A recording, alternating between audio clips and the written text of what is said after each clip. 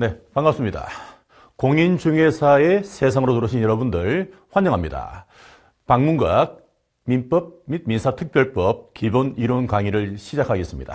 저는 여러분과 기본 이론을 하게 될 안우채입니다. 제가 내거는 캐치프레이즈는요, 두드림 민법으로 공인중개사 잡고예요. 두드림, 뭐죠? 이거잖아요. 두드림. 자, 두드림 민법으로 이 직업적 세계로 가자는 얘기잖아요. 그죠? 제가 여러분에게 공인중개사라는 직업으로 가는 길을 열어드리겠습니다. 자, 민법을 제일 잘하는 방법이 뭐냐? 단 하나예요. 일단 저를 사랑하세요. 여러분 학교 다닐 때 그런 기억이 있으시죠? 그 과목의 선생님을 사랑하면 그 과목이 재미있고요. 점수도 나오잖아요. 얼굴 보면은 별로 사랑스러운 얼굴은 아니겠지만 사랑하려고 노력해보세요. 과목이 재밌을 겁니다. 자, 이제 저희들이 시작하는 민법인데요. 제가 잠시 민법을 잘하는 몇 가지 방법을 좀 말씀드리고 이 과목을 시작하겠습니다. 여러분이 이제 들고 계시는 이 책, 우리나라 최고의 교재입니다. 자, 이 교재의 내용이요. 정말 중개사 시험에 딱 적합하게 만들어진 거예요.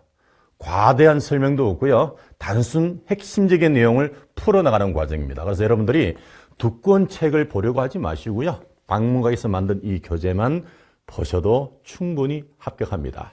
자, 그럼 이제 이걸 어떻게 공부하느냐인데요. 자, 큰 틀을 제가 한번 잡아 드릴게요. 먼저 합격 전략인데요.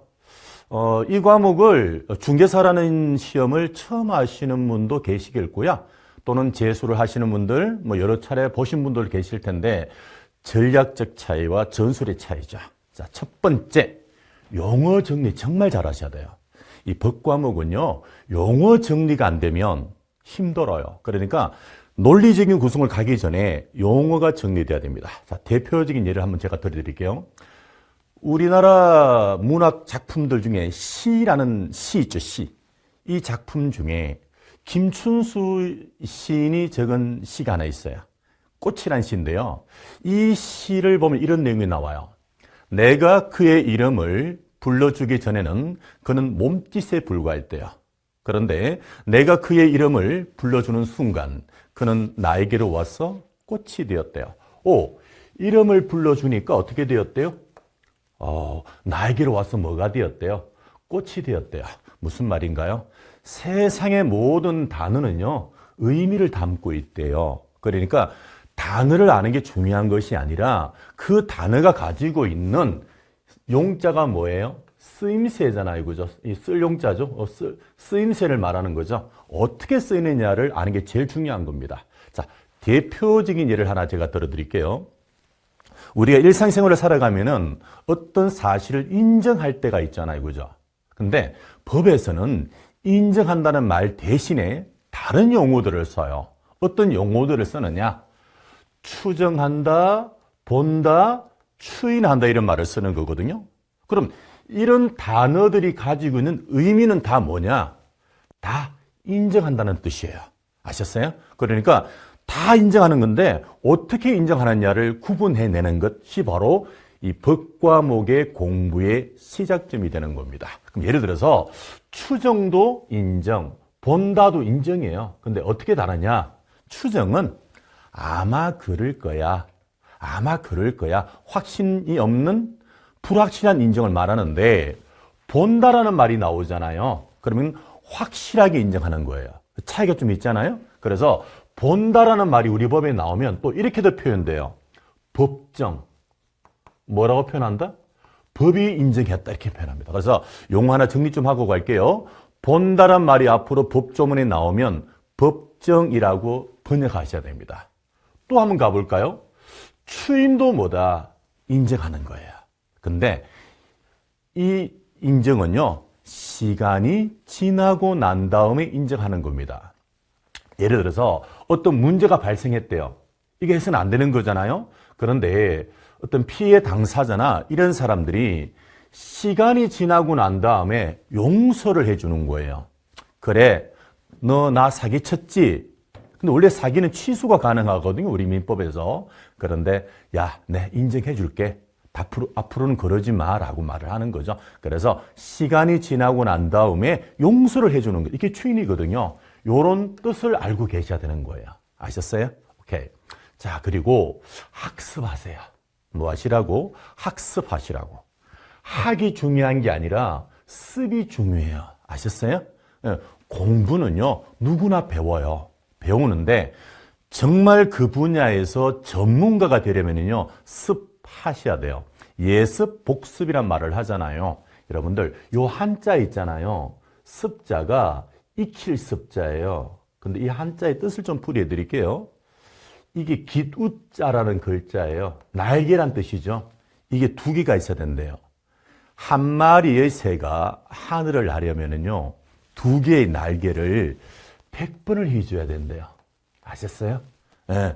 그래서 원래 새는 하늘을 날 수 있잖아요. 근데 원래 태생자 즉 하늘을 날 수는 있지만 둥지에서 나머지 한 100번의 날개를 휘줘야 하늘을 날 수 있대요. 복습하시란 얘기죠. 예습하시고요. 열심히 하시면 돼요. 그래서 제가 심리학적 얘기를 좀 가져올게요. 이게 좀 연결이 되어 있는데, 에빙하우스란 사람이 있었대요.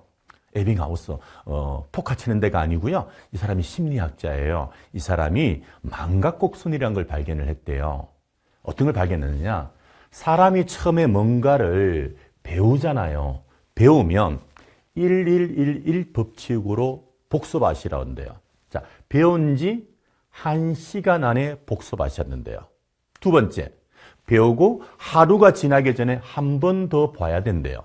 세 번째, 일주일이 지나기 전에 배운 지식을 한 번 더 봐야 된대요.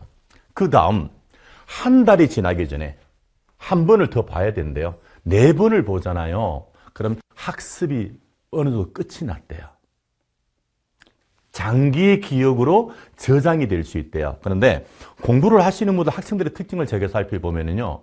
한 번 공부하잖아요. 그리고 한 달 뒤에 한 번 더 봐요. 왜?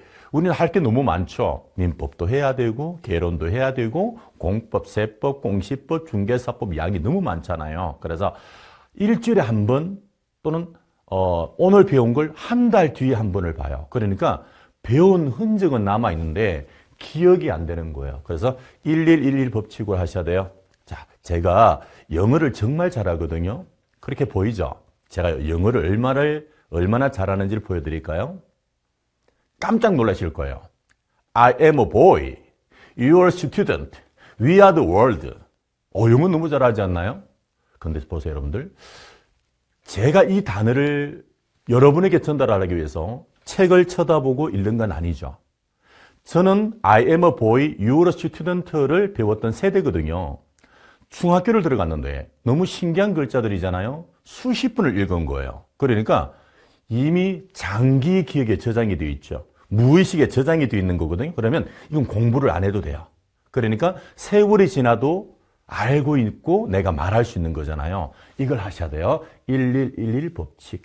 오케이? 그러면 장기 기억으로 저장이 되고요. 여러분은 배운 지식을 언제나 써먹을 수 있습니다. 그래서 꼭 1시간 안에 복습을 하시고요. 하루 안에 복습하시고요. 일주일 안에 한 번 더 봐주시고요. 한 달 안에 꼭 봐달라는 얘기입니다. 자, 그리고 선택과 집중을 좀 하셔야 돼요. 자, 이 부분은 제가 조금 이따가 설명하도록 하고요. 자, 세 번째, 기출 문제를 잘 정리하세요. 자, 과목에 따라서 기출 문제가 효과가 있는 과목도 있지만 없는 과목도 있거든요. 그런데 우리 민법은 기출 문제를 정말 잘 하셔야 돼요. 나왔던 파트에서 거의 나와요. 아셨죠? 새로운 걸 하지 마시고요. 기출 문제를 철저하게 공략을 하셔가지고요. 그 범주 내에서만 공부를 하세요. 너무 확장하려고도 하지 마시고. 자, 그 다음 한번 따라해 볼까요? 한번 따라하세요. 아하, 그래, 그렇구나.